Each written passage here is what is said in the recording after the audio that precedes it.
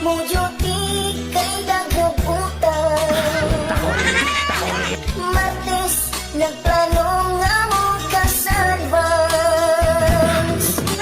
Miyerkules ni si A sa iyang amo.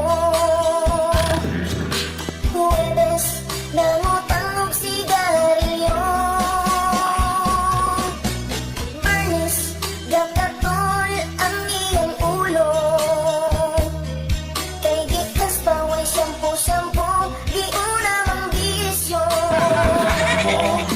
Sabado nagta